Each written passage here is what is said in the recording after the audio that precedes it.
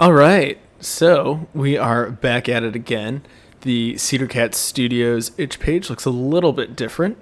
Took some time the last couple weeks to make a little like vector art logo, which I'm honestly pretty proud of. You can see it is modeled off of the titular Stinky Cat, aka Cedar. And I also have a new game in here. Terrier Tennis, which is the first game in the 6 games 12 months, the second game in the 6 game 12 months, the first one being free range. And yeah, today, similar to the last video going over free range, for Terrier Tennis, I'm going to do the same post-mortem breakdown, live walkthrough of the Unity project file itself for Terrier Tennis. So right off the bat, pretty proud of Terrier Tennis. I think it's overall a better game than free range. The whole goal of the game is it's tennis. That's pretty much it.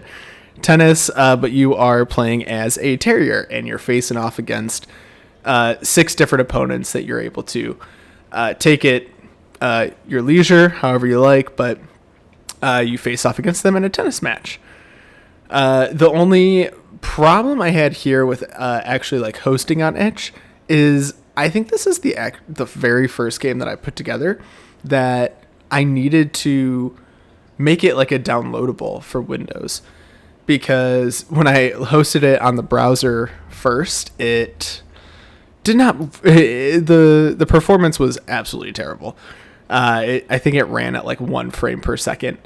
So what I had to do was go down the route of making it a downloadable executable for Windows. I tried to make it for Apple, but that is going to be a whole nother can of worms that I didn't even know about. So that I will encounter in probably the next games that I work on.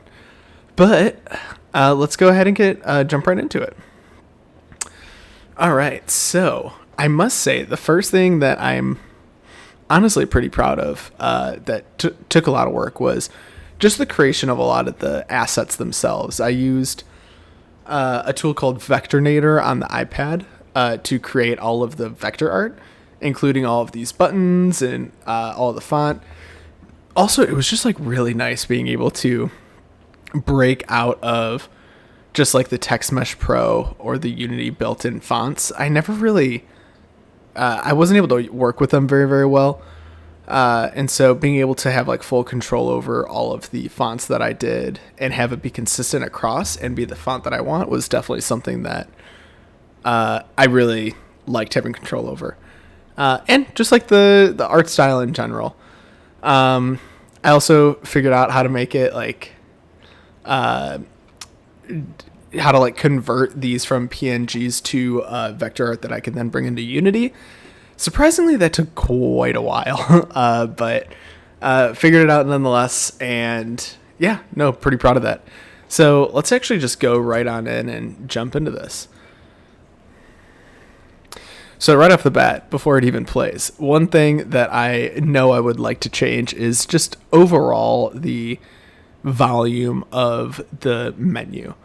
The song is just a free song that I was able to leverage off of SoundCloud. But it could be quite, maybe, I think I turned the volume down on the recorder, but it could be quite loud. I'm pretty proud of this little terrier going across the screen. It's just an animation that I cut and replay each time it like finishes. Yeah, so really honestly proud of the title screen that I put together.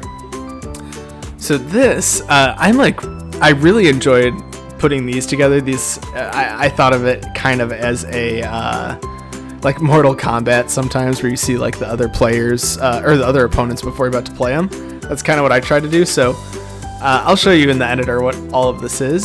But somebody reviewed this game and they said that this tonally and the color scheme was just way too bright and in the face, which I definitely agree with.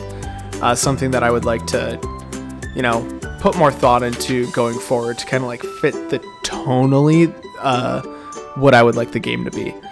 But yeah, no, the rules pretty simple. First to 5 points wins.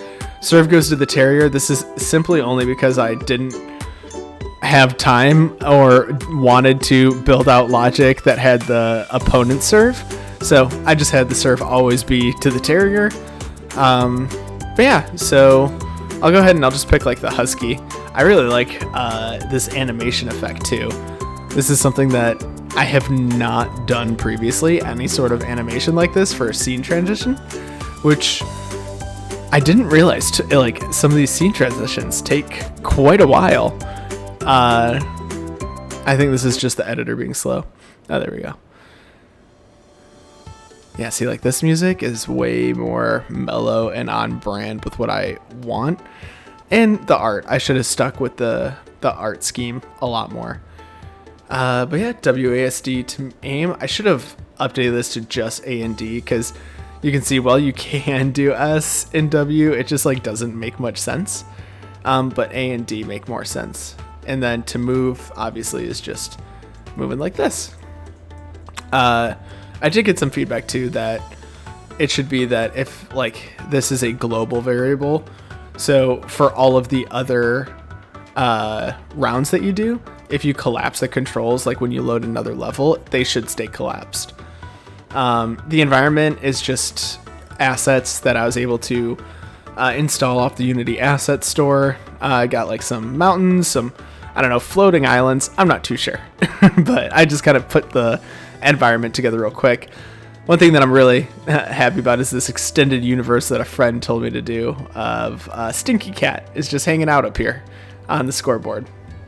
Yeah, so some other feedback that I got was the arrow should not only be generated the second like you get into the zone, and also what's a little tricky is like if I were to aim all the way over here, when I go out it resets.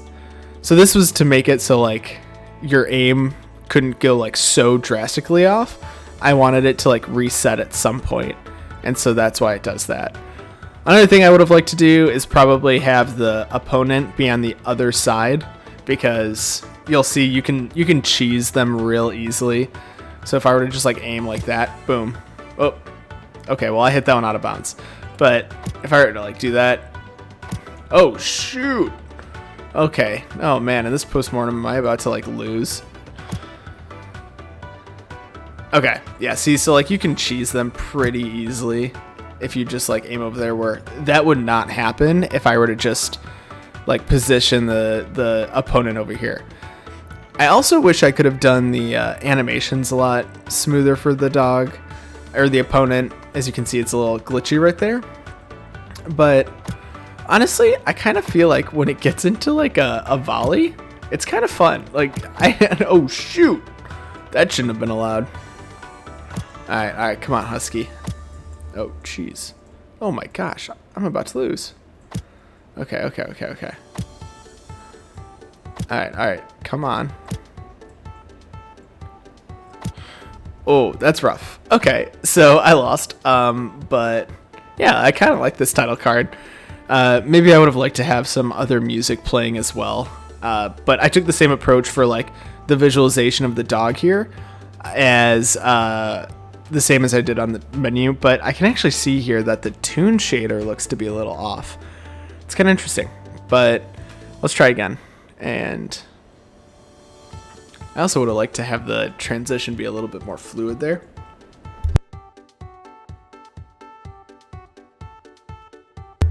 All right, so yeah, and again, like I wish I should have put the time in to like actually have that be collapsible or not.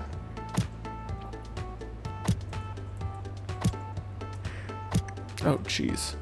Yeah, I also made the opponent's hitbox way too forgiving. Like it's huge.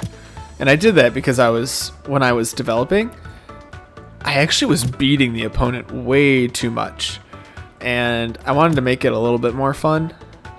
But in doing so, I think I made the hitbox way too forgiving on their end and not on the player's end. Alright, come on. Ooh, nice. Alright, come on. Oh, shoot. Yeah, I also got some feedback where I thought the like slow-mo bullet time was, oh geez, This isn't good. All right, well, let me show you something else. So if I were to go back, it'll bring me back to the main menu, and you will hear how jarring this music transition is. Oof. Yeah, but I'm pretty happy with the fact that, like, if I were to go face Akita now and I beat him, you can see the update happening on the paw, which I'm honestly pretty proud of. Okay, that transition's a lot quicker. Alright, yeah, and again, I would have liked to have that if possible. And let's just choose Akita. Oh, something went up there. Yeah, I was having some trouble with like the actual scoring as well. I also know I didn't follow proper tennis rules. That is just honestly pure laziness. I underestimated how difficult it would actually be to program tennis rules. They are very difficult. So and you can see it updates here, which is pretty great. But let me just go and jump into the actual like code itself. Some things that I would like to focus on maybe next time. All right. Oh. Okay. So first things first, let me show you.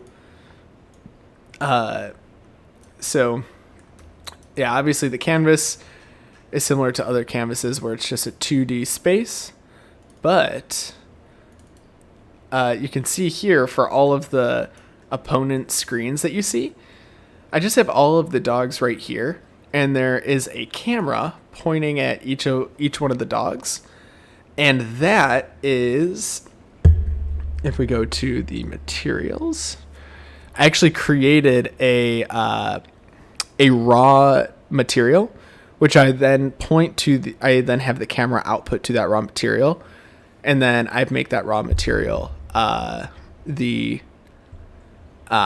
put the raw material on the canvas, and that's how I get that effect, which I'm honestly pretty proud of that effect. But yeah, let me go to the next scene, because there's really not much to go over about the title screen. It's a pretty generic title screen, and I'll probably reuse the same format going forward for these like computer games. But let's go to my scenes. I also tried to take much more care this time around that doesn't look like my scenes. Oh, there we go. I tried to put more care into actually like organizing my project structure. So this canvas, let's just turn the canvas off. All right, let's see where we at. Yeah, let's also turn these off. So these are just like enabled and disabled whenever the game is over. All right, yeah, you can see the hitbox here. So this is the hitbox for the dog. And then this bigger hitbox is what actually is that slow motion. I think if I were to go back and update this, I would actually take out the slow motion completely and maybe give like the person a boost ability and have the arrow be populated at all times so they can, or whenever they go to aim, so that they could see where they're aiming. The dog, there's a nav AI bot. I detailed this in the devlog as I was going, so you could check that out if you wanted more details. But how the targets worked is, I'll actually enable all of these mesh renderers. So these are all the targets that I have a for loop going, where each time the dog goes to hit, it'll aim at one of these targets. And so essentially it's just the higher difficulty. I did that by setting the speed higher for the opponent and giving them more targets. So I think Akita and Corgi have just like 2 targets right here, and then the targets increase as the difficulty spikes. But yeah, I'm honest. I detailed a lot of the other stuff in here, such as the crowd and the AI and the movement in the devlog. And one thing that I'm really like excited that I got to work with a little bit more in this was the post-processing, which is something I really hadn't done or thought about previously. And I really think it makes the art of the actual game itself pop a lot more, and something I'm definitely going to use going forward. But yeah, going into like the player itself for movement, I'm actually really happy with how this worked out. I really leveraged the new Unity input system, especially like the actual input system where I was able to update and add more as I wanted. Going into some you can see for player input, I ended up disabling a lot of functionality. For example, I was going to have different types of shots. Yeah, I took those out real quick. But yeah, it's all. I'm very, very happy with the player input. The bot manager is something that there was a lot to be desired. I wish I could have spent more time to work on that, but I was happy with the results with the time. I really wanted to kind of just, end the chapter and close the book and move on. So that's why I kind of just left the bot as is. And this is the pick target. But the ball manager is something that I definitely would have liked to refactor. I put all of the rules and scoring into the script that is associated with the ball itself. In hindsight, that was not a good idea. I definitely followed a couple tutorials on this to try and leverage some existing code, but it really just it caused more problems than anything. And I still, even when I was playing right then, saw some scoring hiccups go, and I think that results from just the rules and scoring not being well thought out and all just thrown into this ball simulator. Crowd simulator I'm pretty happy about. Very elegant and succinct code where it just loops through a couple animations and picks which ones to have the crowd actually do. You can see I have a shot manager in here that I never ended up using. Same with the player data. Never even ended up using this. I wanted to do more about, showing progress outside. So if the player leaves the game and they come back, they could still see their progress. But currently in the build, it does not. I also ended up doing Hardware Manager, which essentially is just Game Manager extended. I don't know why I did this. I think this was in my head. I was thinking we'd have a script for each level, but that is not clean code. So I just ended up using a game manager instead. And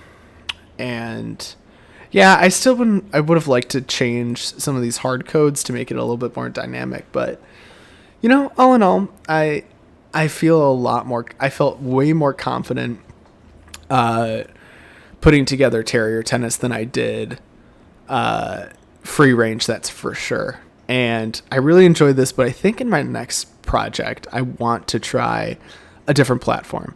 I definitely experienced some, trouble getting this onto Mac, or Apple, which I definitely want to do, but I think I would like to try and experiment more, a high focus on making it mobile, accessible and touch for my next game, or the third game in the 6 games, 12 months. But yeah, I'll definitely detail that more as the devlog goes on. But yeah, I had a lot of fun doing this for Terrier Tennis. It really helped me stick to, working on this project and really trying to put my all into it. And even though there were some, areas where I ended up, skipping a little bit or not putting much effort into, I think it's okay because I really did learn a lot, and that's what this is all about. And I'm excited to keep on working on this. So I hope you enjoyed this, and I hope you stay around for the next game. I'll probably, I'm thinking I'll get started on it at least next month, as I want to take a little bit of break, but yeah, no, this has been a lot of fun, and I really appreciate everybody that has been sticking around and reading my devlogs, and hope to make provide more exciting updates as we go for Cedar Cat Studios games. So thank you very much, and yeah, look forward to seeing you in the comments.